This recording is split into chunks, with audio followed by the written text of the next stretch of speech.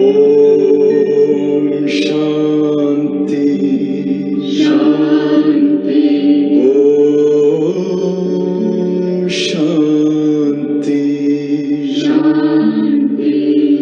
अंतर मन में ज्योति जगा लो, होगा दूर अंधेरा।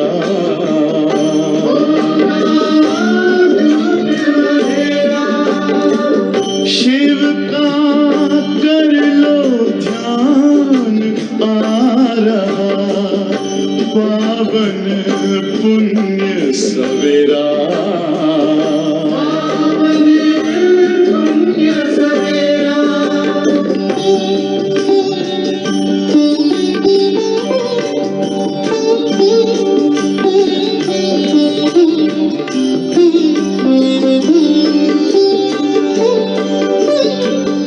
तुम हो कौन, कहाँ से आए, अपने आप को जानो। राजयोग के द्वारा अपना परम पिता पहचानो। इसी राजपथ पर चलकर तुम पालो अपना बसेरा।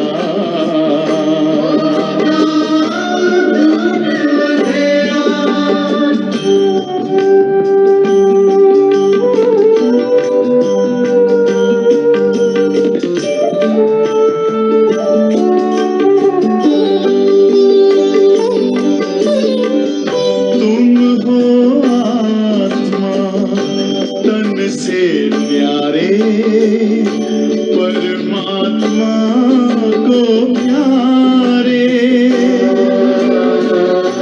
दिव्य गुणों को धारण करके योगी बनो दुलारे। ज्योति बिंदु ही तोड़ेगा ये माया मोह का घेरा।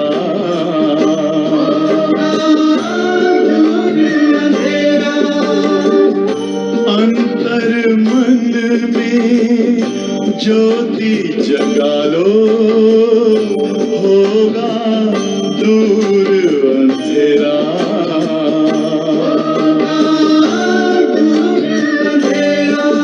ओम शांति ओम शांति ओम शांति।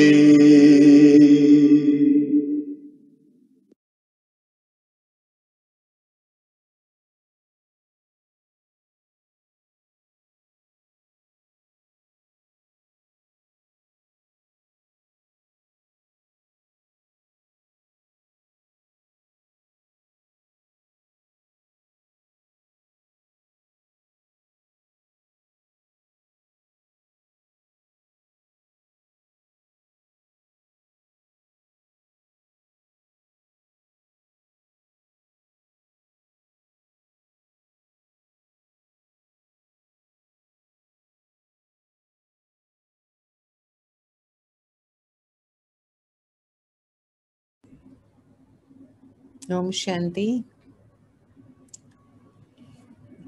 पतित पावन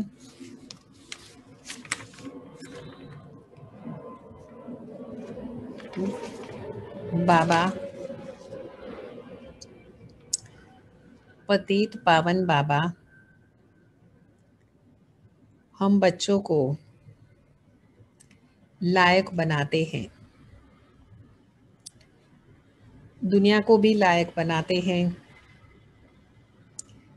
क्योंकि बच्चे जब लायक बनते हैं तो दुनिया भी लायक चाहिए। तो बाबा ने कहा ये दुनिया लायक नहीं है, ये तमो प्रधान दुनिया है। अब हम आत्मा निश्चय करें, बाबा को याद करें तो हमारे सब दुख दूर हो जाएंगे। दुनिया में आशीर्वाद करते हैं, यहाँ याद करने की बात है। याद करना अति सहज है। इस समय हमें इस सारी बातों को ज्ञान की समझना है। हम गुप्त वॉरियर्स है, स्वमान है हमारा। हम एक पिता के बच्चे हैं, तो हम बाबा के वफादार आज्ञाकारी बने। हमारा स्वमान है कि हम बाबा के वफादार और आज्ञाकारी बच्चे हैं। बाबा ने कहा ये कोई मासी का घर नहीं है आज्ञाकारी वफादार बनना। रिस्पॉन्सिबल शिव बाबा जो हमें कहते हैं वो करेंगे तो बाबा है रिस्पॉन्सिबल। तो बाबा ने कहा कि तुम्हारी तो उन्नति हो जानी चाहिए, कि बाबा का सब कुछ हम समझते हैं तो उन्नति होती है। स्पिरिचुअल नॉलेज बाबा देते हैं, पहले नहीं थी। तो जो अच्छी रीति याद करेंगे वो उच्च पद की प्राप्ति करेंगे। बाबा ने कहा आत्मा तो है ही अविनाशी, शिव बाबा भी अविनाशी है। महिमा है शिव बाबा की अविनाशी पिता। सर्वगुण संपन्न बनना है, हमें दैवी गुण धारण करना है, याद की यात्रा का चार्ट रखना है। 3 बातें याद रखेंगे। हमारा पुरुषार्थ क्या होना चाहिए? सर्वगुण संपन्न बनने का। और धारण क्या करना है? दैवी गुण धारण करना है। और क्या करना है? यात्रा करनी है। कौन सी यात्रा? तो याद की यात्रा करनी है। और क्या करना है? उसका चार्ट रखना है, तो पता चले कितनी यात्रा की। मंजिल पर तो पहुंचना है ना। तो सर्वगुण संपन्न बनना है। अभी तो हमारी यही मंजिल है ना, मनुष्य से देवता बनना, माना वही सर्वगुण संपन्न।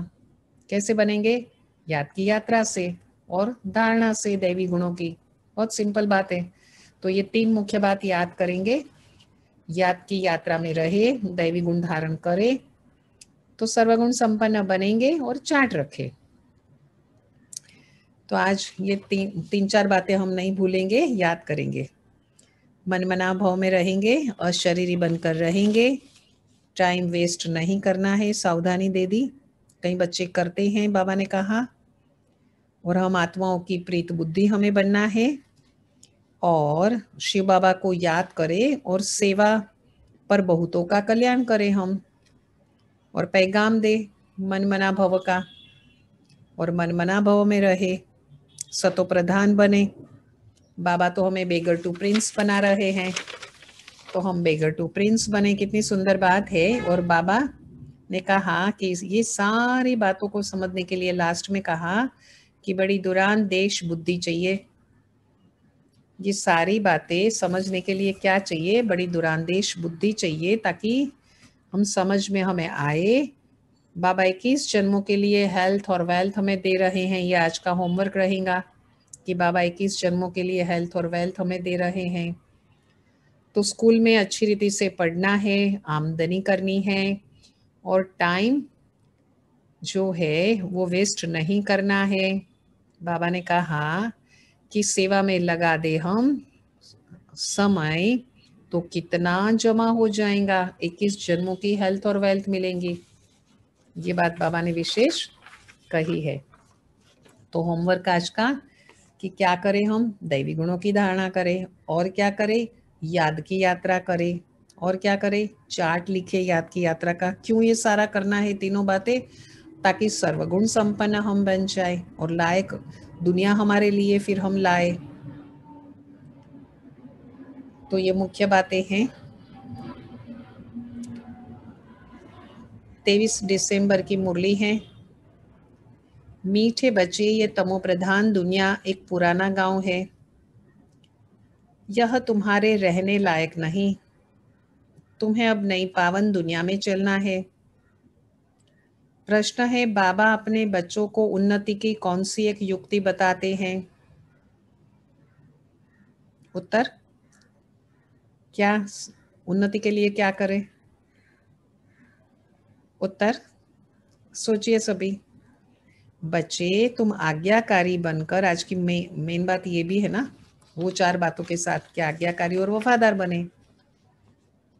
भले मासी का घर नहीं है, बाबा ने कहा, आज्ञाकारी बनकर बाप दादा की मत पर चलते रहो। बाप दादा दोनों इकट्ठे हैं, इसलिए अगर इनके कहने से कुछ नुकसान भी हुआ तो रिस्पॉन्सिबल बाबा है, सब ठीक कर देगा। तुम अपनी मत नहीं चलाओ, खुद की मत पे नहीं चलना है, जिसको कहते हैं मन मत। एक होती है शास्त्रों की मत, एक होती है गुरुओं की मत, एक होती है दूसरों की मत। हमें चलना है श्रीमत पर।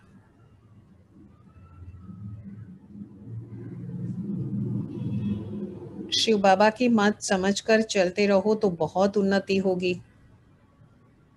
ओम शांति। पहली पहली मुख्य बात, रूहानी बच्चों को रूहानी पिता समझाते हैं कि अपने को आत्मा निश्चय कर बैठो और शिव बाबा को याद करो तो तुम्हारे सब दुख दूर हो जाएंगे। वो लोग आशीर्वाद करते हैं ना, ये बाबा भी कहते हैं बच्चों तुम्हारे सब दुख दूर हो जाएंगे। बाबा इसलिए आए हैं ना, दुख हरता सुख करता भी कहते हैं ना, दूसरी मुरलियों में आया है ना। सिर्फ अपने को आत्मा समझ शिव बाबा को याद करो, यह तो अति सहज है याद करना। ये है भारत का प्राचीन सहज राजयोग। प्राचीन का टाइम भी तो चाहिए ना, प्राचीन माना कितना समय का, लॉन्ग लॉन्ग एगो कहते ना, लॉन्ग लॉन्ग भी कितना। तो बाबा समझाते हैं पूरे 5000 वर्ष पहले ये राजयोग सिखाया था। ये बाबा बिगर कोई समझा नहीं सकते और बच्चों बिगर कोई समझ ना सके।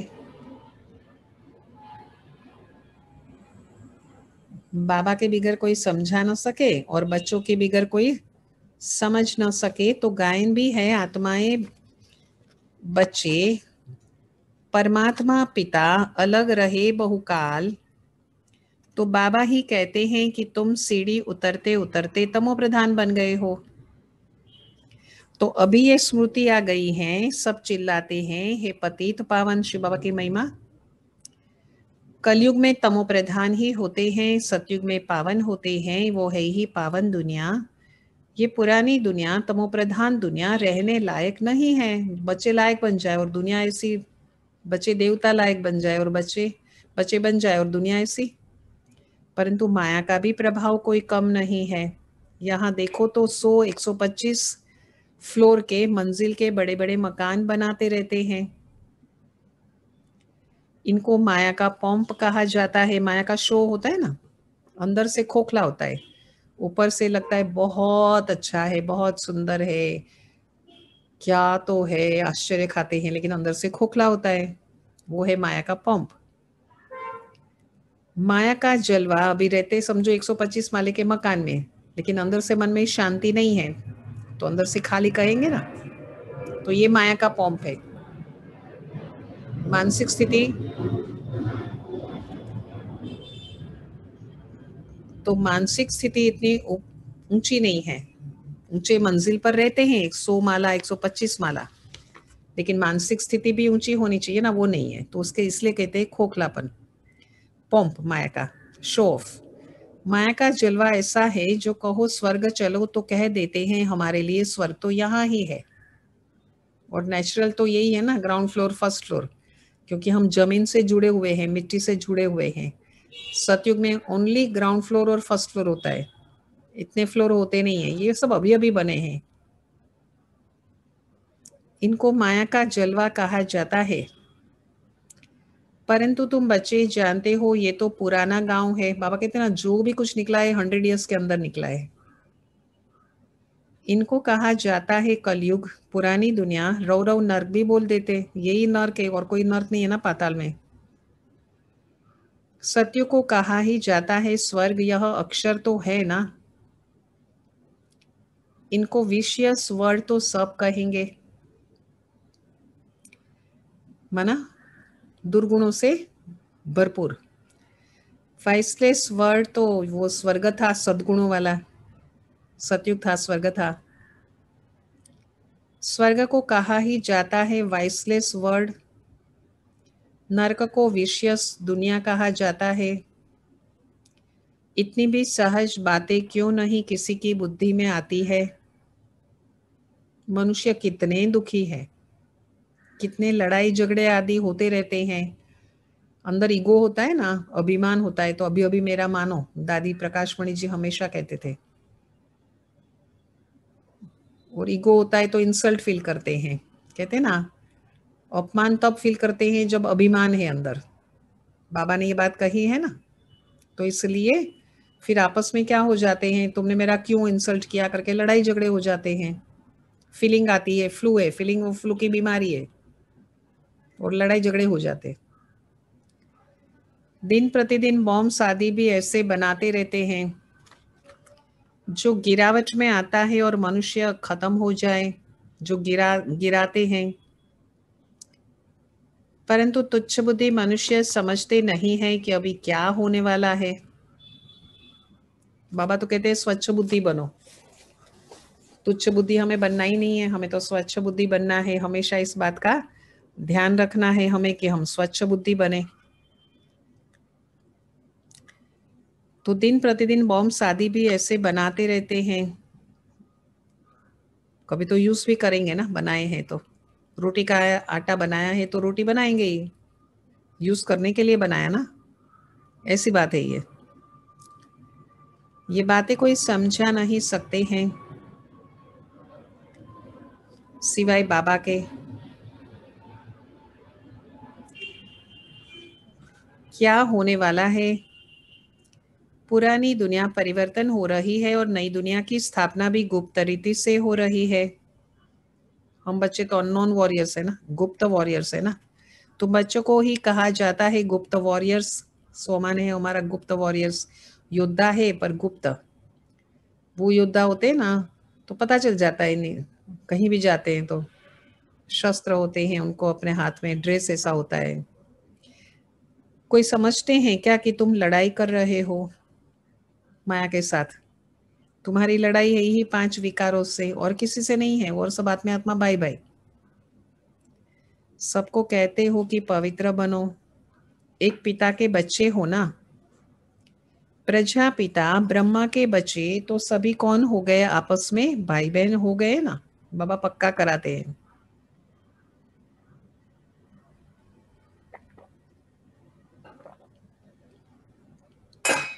समझाने की बड़ी युक्तियां चाहिए। प्रजापिता ब्रह्मा के तो ढेर बच्चे हैं, एक तो नहीं है। ऐसा नहीं है कि एक ही है, नाम ही है प्रजापिता ब्रह्मा। लौकिक पिता को कभी प्रजापिता नहीं कहेंगे। प्रजापिता ब्रह्मा है तो उनके सब बच्चे आपस में भाई बहन ब्रह्मा कुमार कुमारियां ठहरे ना।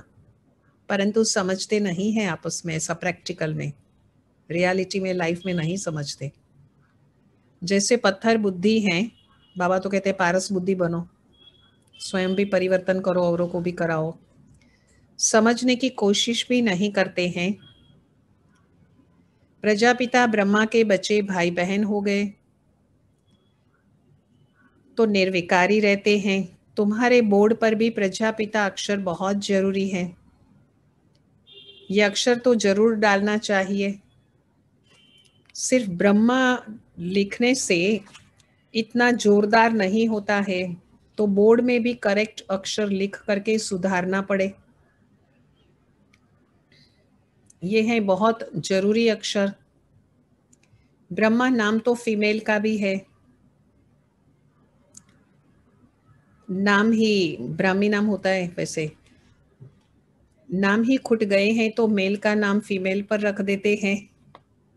पवन का नाम ही खुट गए हैं, इतने नाम लाए कहाँ से? है तो सब ड्रामा प्लान अनुसार। तो बाबा का वफादार आज्ञाकारी बनना कोई मासी का घर नहीं है। ये है मुख्य बात मुरली की। वो 4 बातें मुख्य है, चाट, याद की यात्रा, दैवी गुण और सर्वगुण संपन्न। और ये बातें वफादार और आज्ञाकारी, ये 6 बातें। तो हम क्या बने? हमारा सोमान है वफादार और आज्ञाकारी। ये 2 है बात, वफादार और आज्ञाकारी। बाबा और दादा, बाप दादा दोनों एक अच्छे हैं ना, शिव बाबा ब्रह्मा बाबा। समझ नहीं सकते हैं ये कौन है, तब शिव बाबा कहते हैं मेरी आज्ञा को भी समझ नहीं सकते हैं। उल्टा कहे या सुलटा तुम समझो शिव बाबा कहते हैं, तो रिस्पॉन्सिबल वही हो जाएगा शिव बाबा। इनके कहने से कुछ नुकसान हुआ तो भी रिस्पॉन्सिबल वह शिव बाबा होने से सब कुछ ठीक, वो सब ठीक कर देगा। बाबा की आज्ञा पर चले और हमें लगता है कि ये कुछ नुकसान हुआ तो बाबा उसके लिए रिस्पॉन्सिबल है, तो बाबा भरपाई कर देंगे कोई भी रीति से, क्योंकि बाबा जवाबदार है।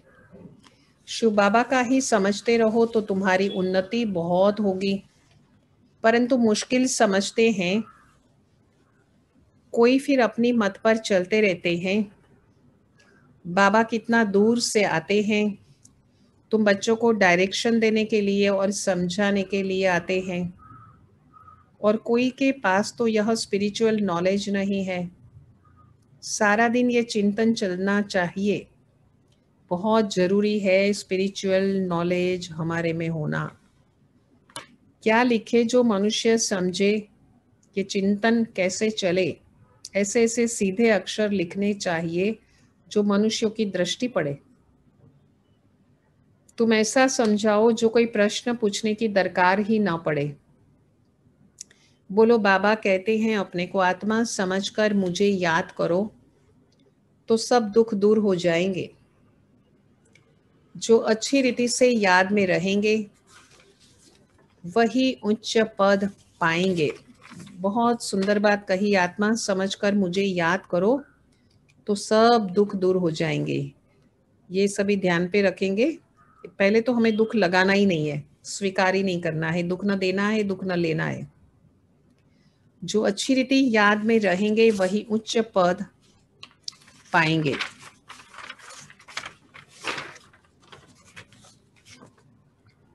ये तो सेकंड की बात है, मनुष्य क्या क्या पूछते रहते हैं। तुम कुछ भी नहीं बताओ, बोलो ज्यादा पूछो मत। पहले एक बात निश्चय करो, प्रश्नों के ज्यादा जंगल में पड़ जाएंगे तो फिर निकलने का रास्ता नहीं मिलेगा, इसलिए बाबा मना करते हैं। जैसे फोग होता है उसमें मनुष्य मुंज जाते हैं, कुछ दिखाई नहीं पड़ता है, धुंधला धुंधला हो जाता है ना। तो कार चलती है रोड के ऊपर तो भी लाइट दिखाते हैं, लाइट चालू करते हैं, तो फिर निकल नहीं सकते हैं फोग में बाहर। यह भी ऐसे हैं, मनुष्य कहाँ से कहाँ माया तरफ निकल जाते हैं।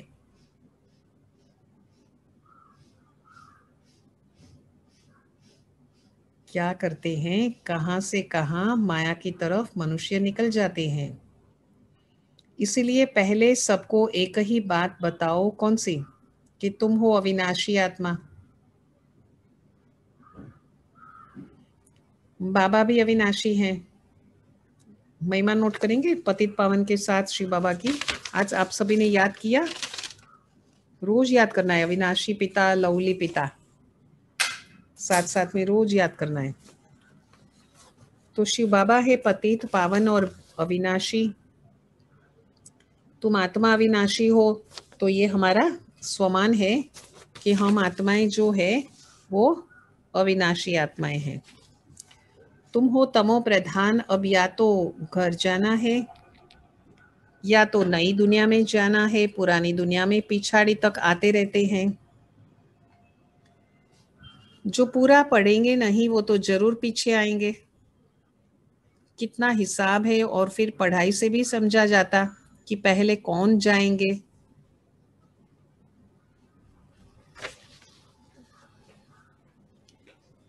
तो तुम तो आत्मा हो अविनाशी, बाबा भी अविनाशी हैं, पतित पावन है। तुम हो तमो प्रधान, अब या तो घर जाना है या तो नई दुनिया में, पुरानी दुनिया में पिछाड़ी तक आते रहते हैं। जो पूरा पढ़ेंगे नहीं वो तो जरूर पीछे आएंगे। कितना हिसाब है, और फिर पढ़ाई से भी समझा जाता है पहले कौन जाएगा, क्वेश्चन मार्क।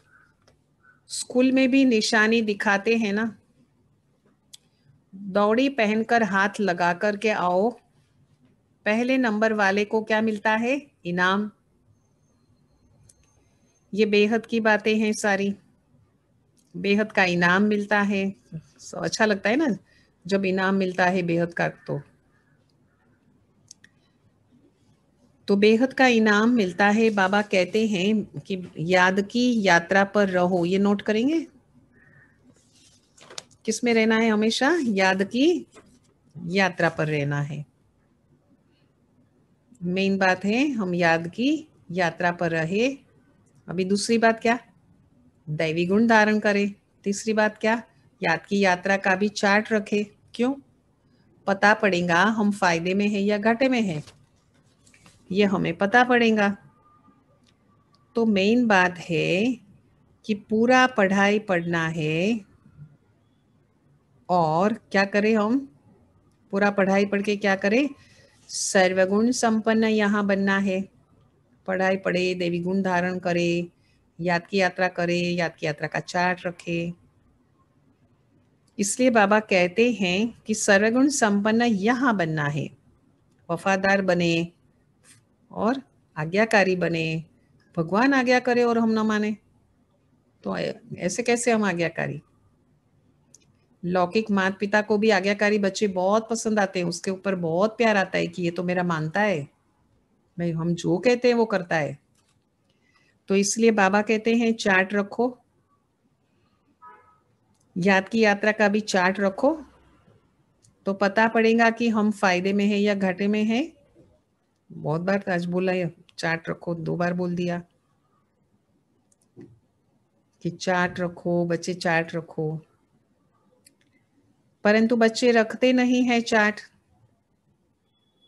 बाबा कहते हैं लेकिन बच्चे करते नहीं हैं, बहुत थोड़े करते हैं। इसलिए माला भी कितनी थोड़ों की हो, थोड़ों की ही है माला 108।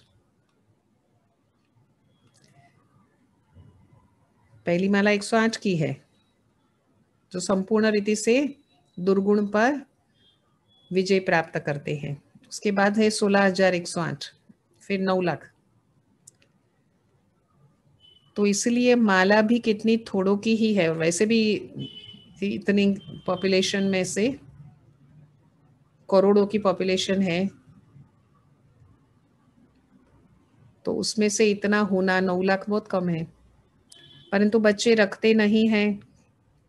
याद की यात्रा का चार्ट की घाटा है या फायदा, तो माला कितनी थोड़ों की है। 8 बड़ी स्कॉलरशिप लेंगे, फिर 108, पहले 8 फिर 108। 8 की तो वो अंगूठी बनाते हैं ना याद में, तो वो तो 8 की कहेंगे पहली माला, दूसरी 108, फिर 16,108। तो 8 बड़ी स्कॉलरशिप लेंगे, फिर 108 प्लस में रहते हैं ना। प्लस में कौन जाएंगे? बादशाह और रानी। प्लस में बाबा कहते हैं कौन जाएंगे? बादशाह और रानी। बहुत जरा सा फर्क रहता है। 108 प्लस में रहते हैं ना, कहते हैं ना कि फर्स्ट क्लास में आए, प्लस, फर्स्ट प्लस माना इतना आगे। तो बाबा कहते हैं पहले अपने को आत्मा समझो और शिव बाबा को याद करो। यही है याद की यात्रा। बस यही बाबा का मैसेज देना है सभी को। क्या करना है सभी को? शिव बाबा का यही तो मैसेज देना है सभी को कि याद की यात्रा करो। टिक टिक करने की दरकार नहीं, मन मना भाव में रहो, माना भगवान की याद में रहो। शिव बाबा हमें कहते हैं कि बच्चे मन मेरे में लगाओ। बाबा यही तो कहते हैं ना हमें, और वही तो काम करना है ना हमें। हमारे जीवन के अंदर क्या क्या कार्य हमें करना है, क्योंकि परमानेंट तो है ही नहीं ये जीवन। एक महान पंडित थे, बहुत ही अच्छे थे, मन से भी और हर रीति से बहुत अच्छे थे वो। स्वभाव भी बहुत अच्छा था उनका। तो उन्होंने क्या किया, वो नगर से दूर एक निर्जन स्थान था जंगल के अंदर, तो उसने अपना छोटा सा एक विद्यालय जो है वो उसने स्थापना किया। एक आश्रम जैसा, विद्यालय जैसा अपनी कुटीरों में सारा किया। पहले ऋषि मुनि तो ऐसे ही करते थे ना। तो ये जो महान पंडित था उसने भी ऐसे ही किया। तो नगर का जो राजा था वो बहुत ही नीति में कुशल था, वो बहुत ही मोरालिटी में बहुत ही अच्छा था, आगे था वो। और प्रजा को भी वो बहुत ही प्यार करता था, प्रजा भी उसको बहुत प्यार करती थी। और बहुत अच्छी तरह से वो विद्या प्रेमी था, जो एजुकेशन शिक्षण में आगे बढ़ते थे, विद्या ग्रहण करते थे, तो उसको बहुत पसंद आता था। जो विद्या देते थे वो लोग भी बहुत पसंद आते थे। और खुद भी तो विद्वान ही था वो राजा भी, जैसे वो महान पंडित था। तो फिर वो हर एक विद्वान को बहुत रिस्पेक्ट करता था वो। और वो जो पंडित था, महान पंडित, उसकी चर्चा भी उसने सुनी हुई थी कि ये बहुत ही महान पंडित है और बड़े पंडित है और विद्वान भी है। तो उसने सोचा मन के अंदर कि मैं क्या करता हूँ कि ये जो है नगर के बाहर वो वन में उसने छोटा सा विद्यालय खोला है, अपना बनाया है नगर के बाहर इतना, तो मैं उनको उनके पास में जाऊं, मैं मिलूं और मैं देखूं। क्योंकि उसने सुना था कि छोटा सा उसने वहां पर खोला है और वहां पर कोई आने जाने वाले लोग नहीं है, वो बहुत एकांत में है और बहुत ही लोनली है। तो इसको ये लगा कि अच्छा ठीक है, उसने जब सुना ना कि छोटा है तो लगा मैं जाके देखूं। इतना छोटा है तो उसको अच्छा नहीं लगा मन से कि पंडित बहुत ही महान है, विद्वान है और विद्या दे रहे हैं और बच्चे पढ़ रहे हैं, तो बड़ा होना चाहिए, उसके मन में ये विचार आता है। तो वो जाता है वहां पर, बहुत ही आदर सम्मान के साथ उसको नमन करता है। और फिर वो कहता है उसको कि आप इतने छोटे में हो, आपकी जो प्रॉपर्टी है, मतलब आपकी ये जो सारी आपने जो बनाया है ये तो विद्यालय, वो आपकी संपत्ति इतनी है, लेकिन ये बहुत छोटी मुझे नजर आ रही है। तो मैं चाहता हूँ कि आप बड़ा गुरुकुल बना दो। पहले गुरुकुल कहते थे ना, पहले जमाने में तो ऋषि मुनि तो गुरुकुल ही कहते थे ना, कि उसको गुरु मानते थे, शिष्य पढ़ते थे, ऐसे ही मानते थे ना, गुरु शिष्य का रिलेशन। फिर दक्षिणा भी देते थे शिष्य उनको लास्ट में, जब पूरी होती थी शिक्षा। तो कहता है कि मैं खास आपको इसलिए मिलने के लिए आया हूँ कि मैंने देखा ये परिस्थिति सारी, कि ये गुरुकुल बहुत ही सामान्य है, बहुत छोटा है, और मैं आपको बड़ा बना करके देना चाहता हूँ, ताकि बहुत ज़्यादा विद्यार्थी लोग भी उसमें पढ़ सके और लाभ ले सके। ऐसा वो कहता है कि मुझे ये देख करके थोड़ा मन में दुख होता है कि आपका छोटा है और आप बहुत बड़े महान पंडित है, तो आप कई लोगों को शिक्षा दे सकते हो और आपका तो ज़्यादा बढ़ा सकते हो आगे एकदम। तो ऐसा ऐसा जब उसने कहा तो खुशी तो हो गई उनको, बहुत ही महान पंडित को, कि ओ राजा खुद यहाँ पर आया है, तो बहुत उसको खुशी हो गई। फिर उसने कहा कि यहाँ पर आप आए हैं, ये उस राजा ने ये बात सुनाई ना, तो कहा आप जो पर्पस से यहाँ पर आए हो, आप खुद भी इतने विद्वान ही हो, और आप ये बात मुझे कह रहे हो कि विद्या का जो लाभ है वो ज्यादा लोगों को मिले, इसलिए मैं थोड़ा बड़ा करूं, आदि आदि।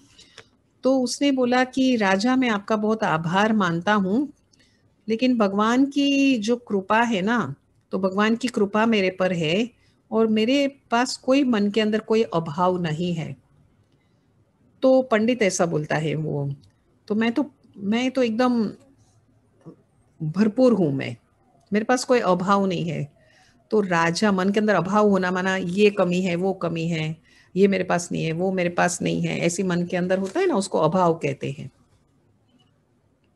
माना कमी। तो उसने बोला मेरे पास कोई कमी नहीं है, मैं बहुत ही भरपूर हूँ। तो राजा कहता है नहीं, लेकिन इतना छोटा है, वो बार बार कहता है कि इतना छोटा है, आपका घर खर्च कैसे आप करते हो इसमें से, वो आपका हो जाता है इसमें से घर खर्च। तो पंडित कहता है कि मैं तो सिर्फ विद्या देने का काम करता हूँ, शिक्षा देने का काम करता हूँ, लेकिन खर्च की जो सारी बातें हैं ना, वो मेरी पत्नी जो है, गुरु पत्नी, वो संभालती है। तो आप उससे भले पूछ सकते हो, उनको मिल सकते हो। तो फिर वो जहाँ गुरु पत्नी रहती है, वो कुटीर के अंदर, वो कुटीर में जाता है, आश्रम के अंदर, और उसको कहता है, बहुत ही रिस्पेक्ट से कहता है कि माता ये घर खर्च के लिए कोई भी आपको तकलीफ तो नहीं है, आपको होती नहीं है कोई तकलीफ आपको। तो वो कहती हैं कि महाराज, वो भी खुश हो गई कि महाराज यहाँ पर आए हुए हैं नगर के और इतने अच्छे महाराज हैं।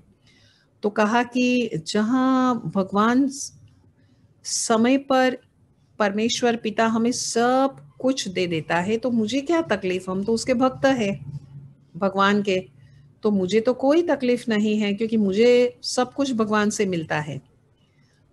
तो फिर राजा बहुत आग्रह करता है, माना बार बार इंसिस्ट करता है वो कि नहीं नहीं मैं आपको ये नगर का राजा हूँ और मैं आपको जो चाहिए वो देने के लिए तैयार हूँ, आपको कुछ तकलीफ नहीं होनी चाहिए। तो वो गुरु पत्नी कहती हैं, माता वो कहती हैं कि हमारे पास इनफ कपड़े हैं पहनने के लिए और भोजन हमको रोज मिल जाता है, भिक्षा लेकर के आते हैं जो स्कूल में बच्चे पढ़ते हैं, यहाँ पर आश्रम में जो बच्चे पढ़ते हैं वो, तो राजन और हम अच्छी तरह से यहाँ सो रहे हैं, हमको सोने के लिए 3x6 फुट की जगह चाहिए, वो भी हमारे पास बराबर है ये छोटी सी जगह के अंदर, आश्रम के अंदर, और पानी का घड़ा है उससे हम पानी पीते हैं, तो पानी पीने में भी कोई तकलीफ नहीं है, और भोजन तो लेकर के भिक्षा तो लेकर के ही आते हैं बच्चे, तो वो इनफ हो जाती है, वो पूर्ण हो जाती है। तो हम सब बात में पूर्ण है, रोटी भी है, माना भोजन भी मिलता है, कपड़ा भी है, मकान भी है, रहने का है, सोने की जगह है, ये मकान माना आश्रम जो भी है, तो हमें हमें कोई बात का कमी है ही नहीं हमारे जीवन में। तो फिर वो राजा कहते हैं कि तो वो राजा को कहती है गुरु पत्नी कि इससे ज्यादा हमको क्या चाहिए।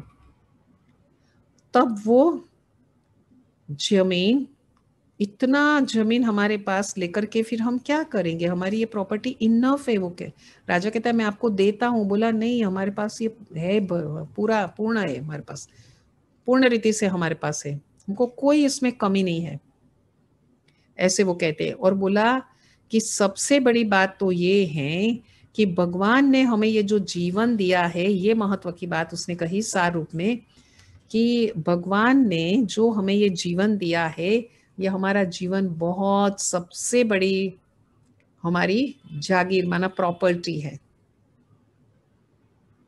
सबसे बड़ी संपत्ति है उसने कहा हमारी, क्योंकि वो बार बार कह रहा था ना राजा कि मैं आपको और संपत्ति दे दूं, मैं आपको और संपत्ति दे दूं।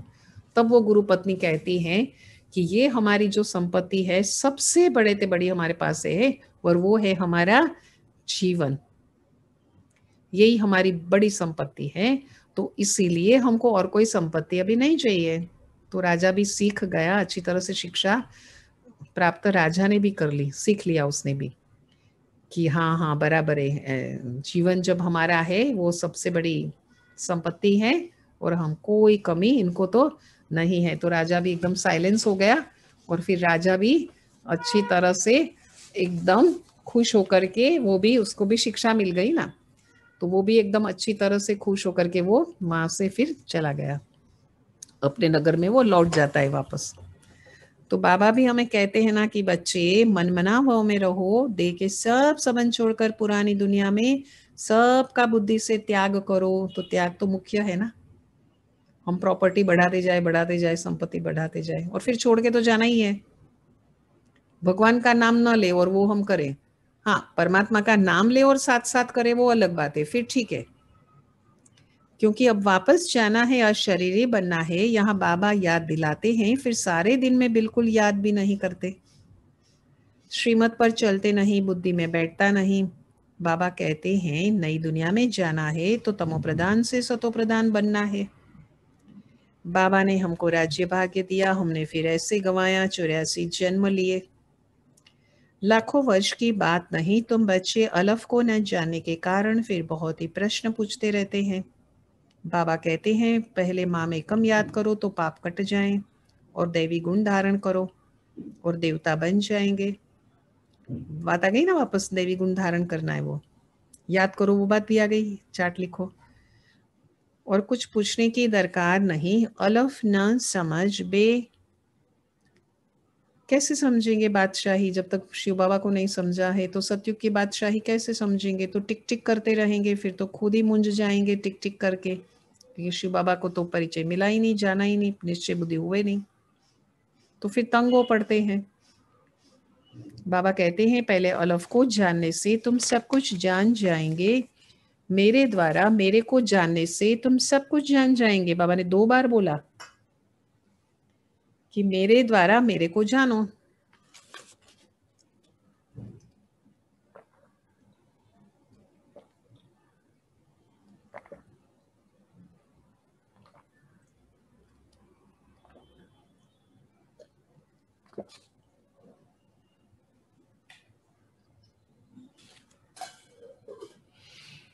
तो मेरे द्वारा मेरे को जानने से सब कुछ जान जाएंगे, बाकी जानने का कुछ रहेगा नहीं।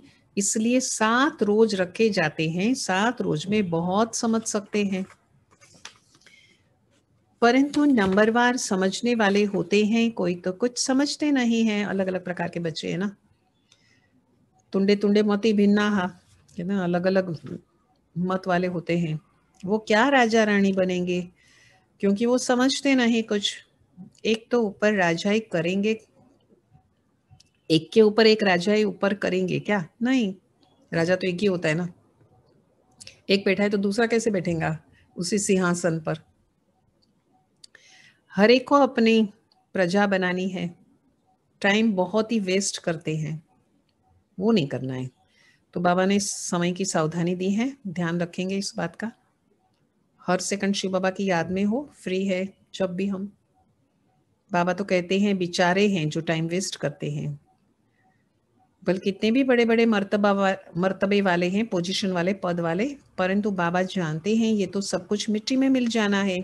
और भगवान को याद करते ही नहीं है, श्रेष्ठ कर्म करते नहीं है, दैवी गुण धारण करते नहीं है, याद की यात्रा करते नहीं है, सर्वगुण संपन्न बनते नहीं है। फिर बाकी थोड़ा समय है, वापस बोला, पहले बोला टाइम बहुत वेस्ट करते हैं, अभी क्या बोला? बाकी थोड़ा समय है। विनाश काले विपरीत बुद्धि वालों का तो विनाश होना है।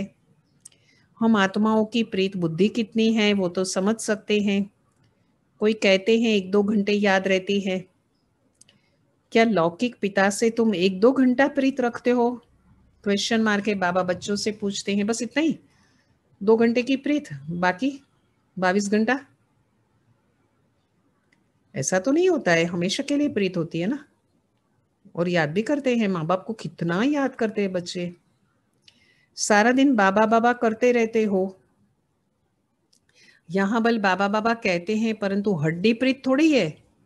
बाबा बाबा बोलते हैं तो हड्डी प्रीत चाहिए। सब नोट करेंगे डायरी में अपनी, या बुद्धि में, बुद्धि रूपी डायरी में नोट करेंगे कि हड्डी प्रीत हो, माना हड्डी हड्डी, माना एकदम अंदर से होना चाहिए, एकदम जिगर जान से, दिल से। बार बार कहते हैं शिव बाबा को याद करते रहो, सच सच याद करना है, चालाकी चल न सके। चालाकी नहीं करनी है कभी भी। वो कहते हैं ना, इंग्लिश में कनिंगनेस कहते हैं, कनिंग लोग बहुत चालाकी करते हैं, ऐसा कभी नहीं करना है। पशु प्राणी में भी वो फॉक्स होता है ना, उसको कहते हैं वो बहुत कनिंग होता है, फॉक्स, सीआर कहते हैं उसको, सीआर फॉक्स। वो बहुत कनिंग होता है, चालाक होता है बहुत। बहुत है जो कहते हैं हम तो शिव बाबा को बहुत याद करते हैं, फिर तो वह उड़ने लग पड़े। बाबा बस हम तो जाते हैं सर्विस करके, सर्विस करते हैं, सर्विस पर बहुतों का कल्याण करने जाते हैं। क्यों जाते हैं? क्या करने? सेवा करके बहुतों का कल्याण करने। हमको भी तो वही करना है ना, कल्याण। जितना बहुतों को पैगाम देंगे उतना याद में रहेंगे। पैगाम तो देना ही देना है सबको, मैसेज देना है ना बाबा का। खुशी की बात है ना पैगाम देना। बहुत बच्चियां कहती है बंधन है, खुद का ही बंधन होता है, मन का। अरे बंधन तो सारी दुनिया को है, बंधन को युक्ति से समझ पूर्वक कट कर देना है, काटना है। बंधन है बंधन है बंधन है सोच के बैठ नहीं जाना है। क्या बंधन है? कभी तबीयत खराब है तो बंधन हो गया, सेवा केंद्र पर नहीं जा सकते, घड़ी घड़ी अटेंशन, जहाँ बीमार है, जो कर्म इंद्रिय या जो भी ऑर्गन बीमार है वहां ध्यान चला जाता है। तो ये सारे बहुत प्रकार के बंधन होते हैं, कभी मन का, कभी तन का, कभी धन का। तो बंधन है, बंधन को युक्ति से उसको कट कर दो, काटो। युक्ति माना समझ पूर्वक। समझ तो हो, बहुत हो। समझो कल शरीर कोई छोड़ देता है, फिर बच्चे कौन संभालेंगे? कहते ना बच्चे हैं तो बहुत बंधन है, कमाई तो करना होता है ना, घर संभालने के लिए, परिवार चलाने के, गृहस्थी चलाने के लिए। लेकिन साथ साथ बाबा का ये कहना है शिव बाबा को भी याद करो। ऐसा नहीं कि बंधन टूटेगा बाद में याद करेंगे, ऐसा नहीं होता है। याद करेंगे तो बंधन जल्दी टूटेगा। जरूर कोई ना कोई संभालने वाले निकल पड़ेंगे। अज्ञान काल में तो दूसरी शादी भी कर लेते हैं, कोई शरीर छोड़ दिया तो। इस समय तो शादी भी मुसीबत है। किसको थोड़ा पैसा देकर बोलो बच्चों को संभालो, तुम्हारा ये मर्जीवा जन्म है ना, नोट करेंगे। स्वमान है, हम मर्जीवा है, रोज याद करना है। वफादार है, आज्ञाकारी है, मर्जीवा है। जीते जी मर गए, फिर पीछे कौन संभालेगा? मर्जीवा बन गए माना जीते जी मरना, तो जरूर नर्स तो रखनी पड़े। पैसे से क्या नहीं हो सकता है, बंधन मुक्त जरूर बनना है। नोट करेंगे इस बात को कि बंधन मुक्त जरूर बनना है। सर्विस के शौक वाले आप ही भागेंगे दुनिया से, मर गए ना। तो यहाँ तो पिता कहते हैं मित्र संबंधियों आदि का भी क्या करो, उद्धार करो। मैं तो उद्धार मूर्त हूँ, ये मेरा हमारा हम सभी का स्वमान है। मैं उद्धार मूर्त हूँ, आधार मूर्त हूँ, उदाहरण मूर्त हूँ, पूर्वज हूँ और पूज्य हूँ।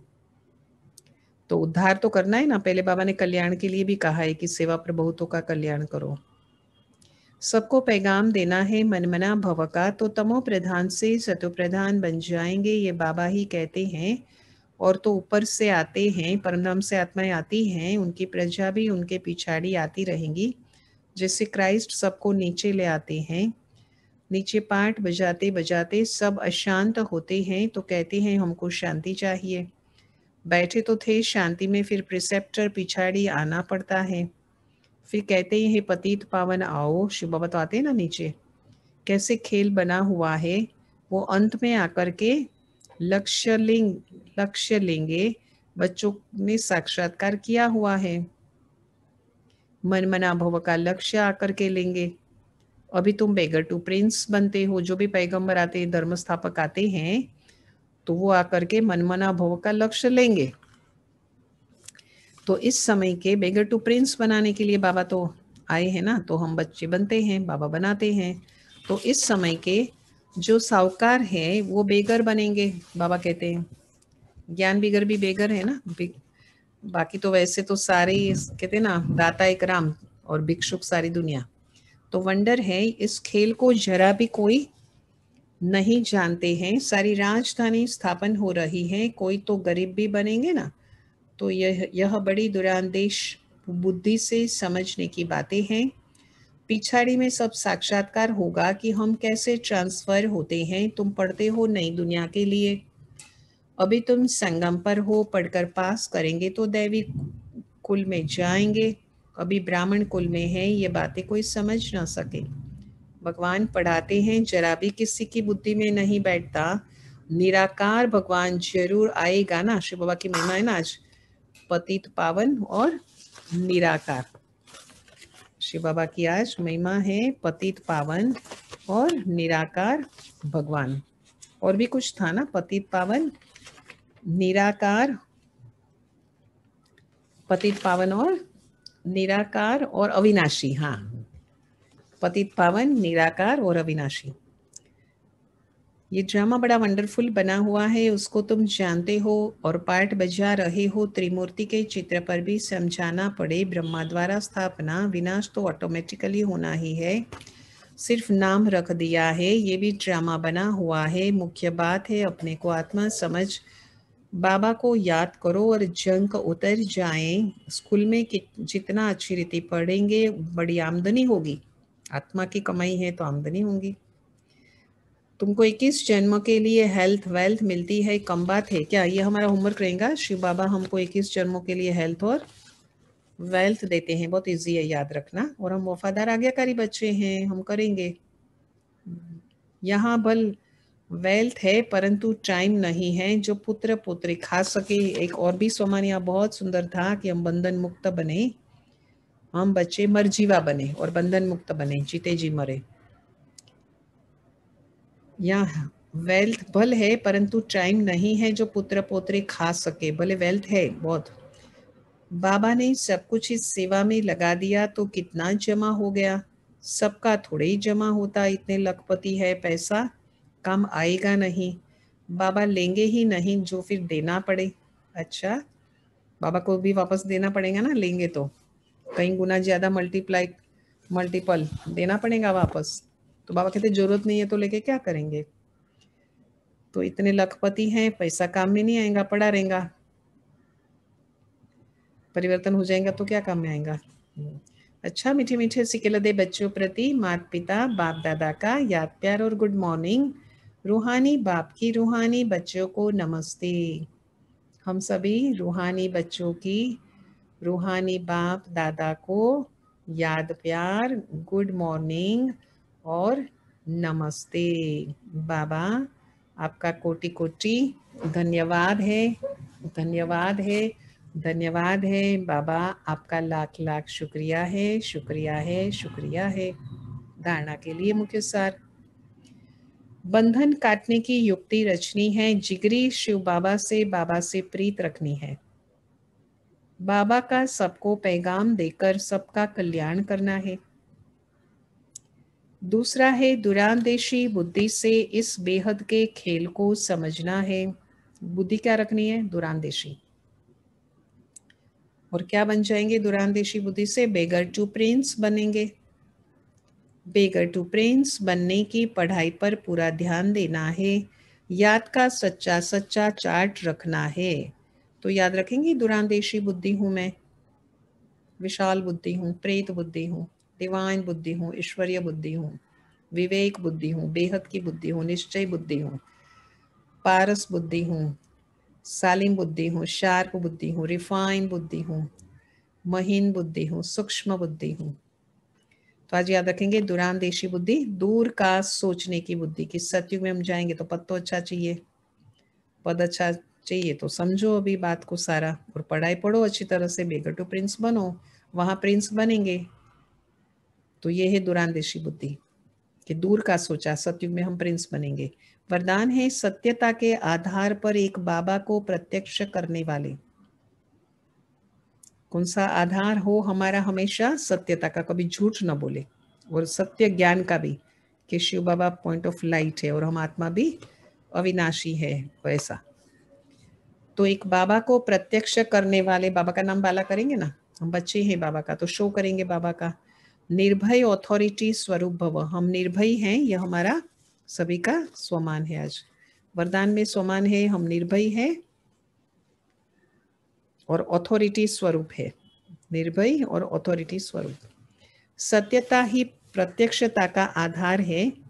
बाबा को प्रत्यक्ष करने के लिए निर्भय और ऑथोरिटी स्वरूप बनकर, निर्भय और ऑथोरिटी स्वरूप बनकर बोलो, संकोच से नहीं। कैसे बोलो? निर्भय होकर के बोलो, ऑथोरिटी से बोलो, डर डर करके नहीं बोलना है, घबरा के नहीं बोलना है कि परमात्मा एक ही है और पॉइंट ऑफ लाइट है और विश्व कल्याणकारी है। आत्मविश्वास से बोलना चाहिए, संकोच नहीं करना चाहिए। सत्यता की ऑथोरिटी है ना, सत्यता हम जानते ना, तो अथॉरिटी निर्भयता की बनना है। तो जब अनेक मत वाले सिर्फ एक बात को मान लेंगे, क्या बात को मान लेंगे? कि हम सबका पिता एक है, सबका मालिक एक है कहते हैं ना, और वही अब कार्य कर रहे हैं।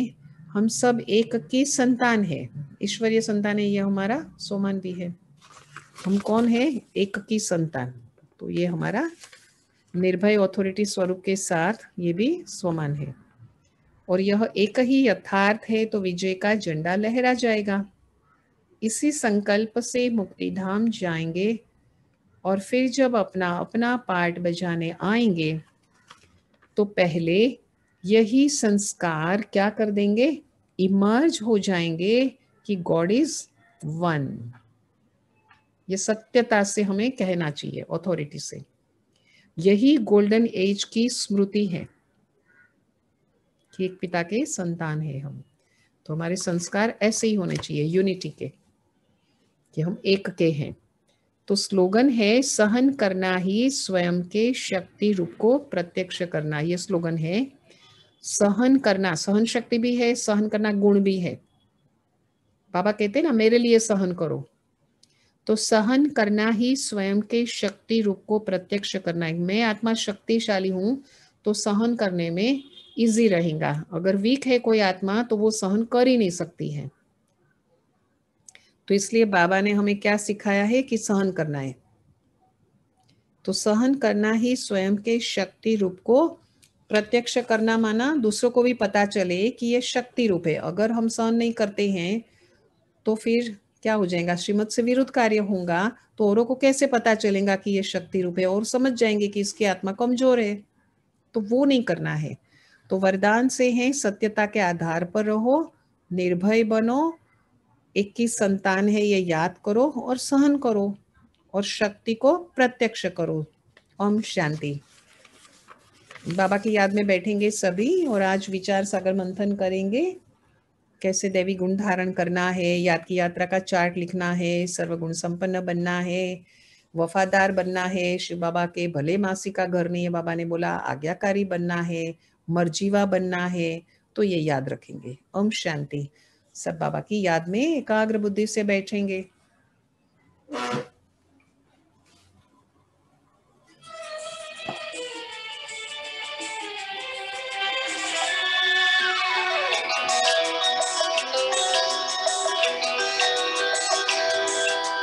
जिंदगी का खेल हंसते हंसते खेलिए, जिंदगी का खेल हंसते हंसते खेलिए, मुस्कुराते दूर मुश्किलें धकेलिए, जिंदगी का खेल हंसते हंसते खेलिए, जिंदगी का खेल हंसते हंसते खेलिए, मुस्कुराने की कला, मुस्कुराने की कला प्रभु सिखा रहे स्वयं, वो जान लीजिए, ज्ञान लीजिए, ज्ञान लीजिए, जिंदगी का खेल हंसते हंसते खेलिए, जिंदगी का खेल हंसते हंसते खेलिए।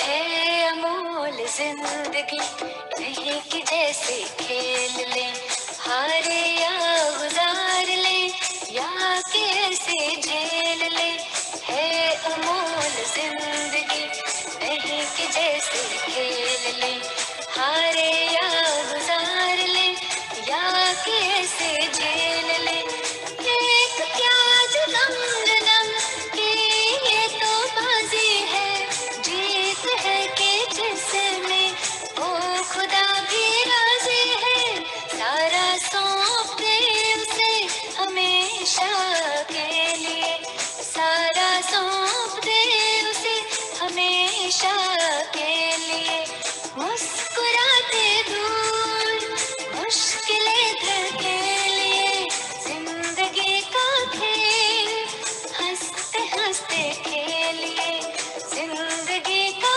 खेल हंसते हंसते खेलिए।